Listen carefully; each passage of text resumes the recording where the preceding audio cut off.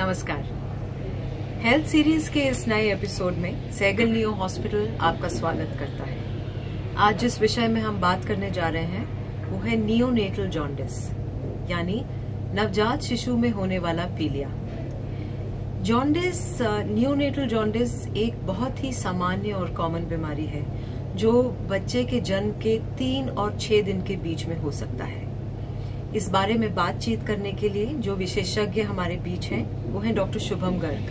Doctor Garg एक जाने माने एक्सपीरियंस्ड और सीनियर पीडियाट्रिशियन और नियोनेटोलॉजिस्ट हैं जो सहगल नियो हॉस्पिटल के NICU यानी नियोनेटल ICU के इंचार्ज भी हैं। आपका बहुत बहुत स्वागत है डॉक्टर। सबसे पहले डॉक्टर शुभम, हम ये जानना चाहेंगे कि जब हम जॉन्डिस की बात करते हैं तो नॉर्मली हम उसे एक अडल्ट जॉन्डिस या बड़ों के जॉन्डिस से एसोसिएट करते हैं, जो कि लिवर खराब होने के कारण या कुछ खराब या अनहाइजीनिक खाने पीने के कारण होता है। तो ये नियोनेटल जो नवजात शिशु है उसमें ये जॉन्डिस कैसे होता है? हाँ जी, तो मैम इसमें ये है कि जो बड़ों का जो जॉन्डिस है, जो बड़ों में जॉन्डिस देखा जाता है वो लिवर में इन्फेक्शन की वजह से ज्यादातर कारण से होता है।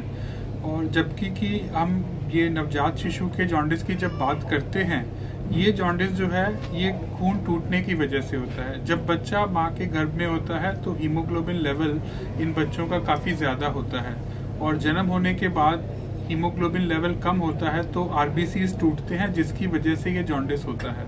तो ये जो नवजात शिशु का जो जॉन्डिस है और जो अडल्ट का जॉन्डिस है वो बिल्कुल ही विभिन्न प्रकार का जॉन्डिस है।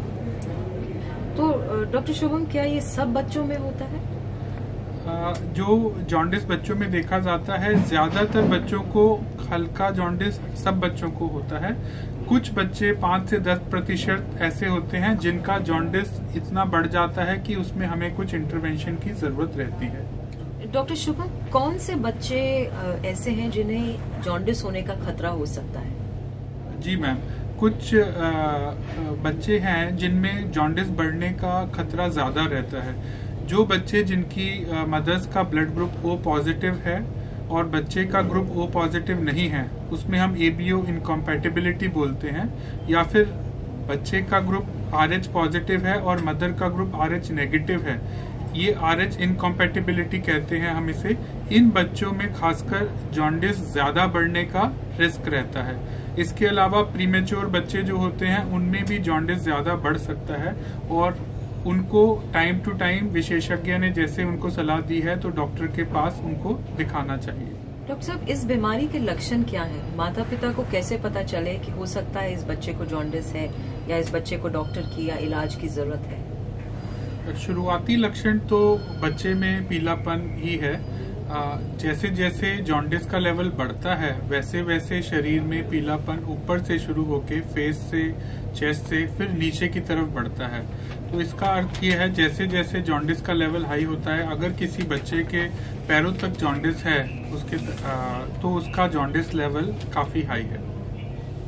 इसके अलावा जॉन्डिस से बच्चा सुस्त हो सकता है, दूध पीने में दिक्कत हो सकती है और जॉन्डिस बहुत ज्यादा बढ़ जाता है तो ब्रेन पे असर कर सकता है, तो बच्चे को सांस रोकना और झटके जैसी दिक्कत भी आ सकती है। डॉक्टर शुभम, कोई माता पिता के लिए कोई सलाह जिससे वो अपने बच्चे को होने वाले जॉन्डिस से बचा सके? तो जॉन्डिस हालांकि जैसे हमने अभी डिस्कस करा कि बहुत ही साधारण बीमारी है और कॉमन दिक्कत है, तो इसके लिए अगर रेगुलर चेकअप्स जैसे कि डॉक्टर ने एडवाइस करे हैं, अगर parents time to time checkup के लिए जाते हैं तो ये टाइमली पकड़ सकते हैं। लेकिन अगर बच्चे को जॉन्डिस को इग्नोर करते हैं तो कभी कभी ये बहुत ज्यादा बढ़ सकता है। हम जनरली जो इन बच्चों को डिस्चार्ज करते हैं हॉस्पिटल से जन्म के बाद, उनको 48 घंटे के अंदर अंदर एक बार जॉन्डिस के लिए जरूर बुलाते हैं। उसके बाद जिन बच्चों में रिस्क फैक्टर्स रहता है उनको फिर हम दोबारा बुलाने का अपॉइंटमेंट का टाइम देते हैं। डॉक्टर शुभम, इसका ये तो पता चल गया कि ये बहुत कॉमन साधारण बीमारी है जो लगभग सभी बच्चों को होती है, लेकिन इसका इलाज क्या होता है? अगर जॉन्डिस हम टाइमली डायग्नोज कर पाते हैं और हम देखते हैं कि दिन के हिसाब से बच्चा कितने दिन का है, कितने वजन का है और किस दिन पे कितना जॉन्डिस है, उसके हिसाब से जॉन्डिस के चार्ट्स रहते हैं। तो जिन बच्चों का जॉन्डिस ज्यादा रहता है उन चार्ट्स के अकॉर्डिंग उन बच्चों को ब्लू लाइट फोटोथेरेपी के अंदर रखा जाता है। तो बहुत ही सरल इलाज है, लेकिन टाइमली मिलना बहुत जरूरी है। जी, सरल इलाज है और बच्चे के लिए भी काफी कंफर्टेबल है, क्योंकि इससे कोई तकलीफ नहीं, कोई इंजेक्शन नहीं। दूसरी बात जो मैं जानना चाहूंगी डॉक्टर साहब, वो ये है कि एक तो आपने बताया आइडेंटिफाई करने के लिए एक पीलापन बच्चे में आ जाता है जिसको देख करके पता चल सकता है। इसके अलावा भी कोई शॉर्ट तरीका है कि हम डायग्नोज कर पाए कि इन्हें बच्चे को पीलिया है? जिन बच्चों में भी हमें देखने पर पीलिया का शक होता है उन बच्चों का ब्लड टेस्ट कराते हैं, सीरम बिलिरुबिन टेस्ट, जिससे कि जॉन्डिस लेवल पता लग सकता है। जिन बच्चों को हमें बार बार फॉलो करना होता है जॉन्डिस के लिए, उनके लिए आजकल ट्रांसक्यूटेनियस बिलिरुबिनोमीटर नाम की मशीन उपलब्ध है, जो कि हम अपने अस्पताल में भी यूज करते हैं। इसका एडवांटेज ये रहता है कि हमें बच्चे को बार बार सुई नहीं चुभानी पड़ती, तो उसका स्किन के जरिए ही पीलापन देखकर मशीन जो है एक अनुमान दे देती है कि जॉन्डिस लेवल कितना है। तो ये बच्चों के लिए, पेरेंट्स के लिए बहुत ही फायदेमंद है। जी, तो जहाँ पे कुछ शक हो वहीं पे एक ब्लड टेस्ट के लिए हमें सुई लगानी पड़ती है। बिल्कुल बिल्कुल। डॉक्टर शुभम, एक आखिरी सवाल, ये तो आपने बताया कि इसका इलाज बहुत सरल है, ये बीमारी भी बहुत साधारण है, लेकिन अगर किसी कारण से इस बीमारी का इलाज नहीं हो पाता तो इसपे बच्चे पर क्या असर पड़ता है? इसके रिस्क फैक्टर्स क्या हैं? तो जॉन्डिस को हमें कभी भी लाइटली नहीं लेना चाहिए।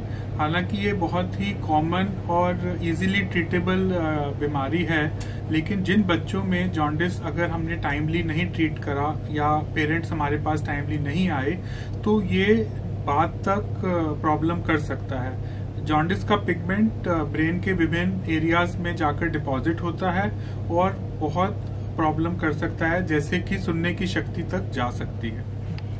डॉक्टर शुभम ने आज बहुत ही जरूरी बातें हमें बताई। सबसे पहले ये कि जॉन्डिस एक बहुत ही सामान्य, बहुत ही साधारण बीमारी है जो कि बहुत कॉमन है और लगभग सभी बच्चों को होती है, पर इसमें कुछ ही बच्चे हैं, 5 से 10% बच्चे हैं जिन्हें ट्रीटमेंट की जरूरत होती है। इसका इलाज भी बहुत सरल है, एक फोटोथेरेपी होती है जो किसी भी तरह बच्चे के लिए तकलीफदायक नहीं होती। लेकिन जो सबसे जरूरी बात है, जो गौर करने वाली बात है, वो ये है कि किसी भी हालत में इस बीमारी का इलाज होना चाहिए, क्योंकि अगर इलाज न हुआ तो ये बच्चे के लिए बहुत हानिकारक हो सकती है। इसमें बच्चे की सुनने की शक्ति जा सकती है, ब्रेन डेवलपमेंट पे असर पड़ सकता है और ये एक ऐसे परेशानी है जो बच्चे को सारी जिंदगी भुगतना पड़ेगा। तो जरूरी है कि हम एहतियात बरतें और जब जरूरत पड़े डॉक्टर के पास जरूर जाएं। इसी के साथ हम डॉक्टर शुभम का धन्यवाद करना चाहेंगे।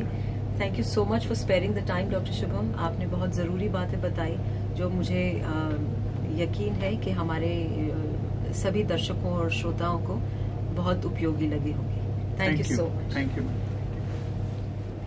हमारी आप तक जानकारी पहुंचाने की ये कोशिश जारी रहेगी। अगर आपको ये वीडियो पसंद आया है तो लाइक और शेयर जरूर करिए। फिर मिलेंगे अगले हफ्ते एक नए एक्सपर्ट, एक नए टॉपिक के साथ। तब तक के लिए अपना ख्याल रखिए।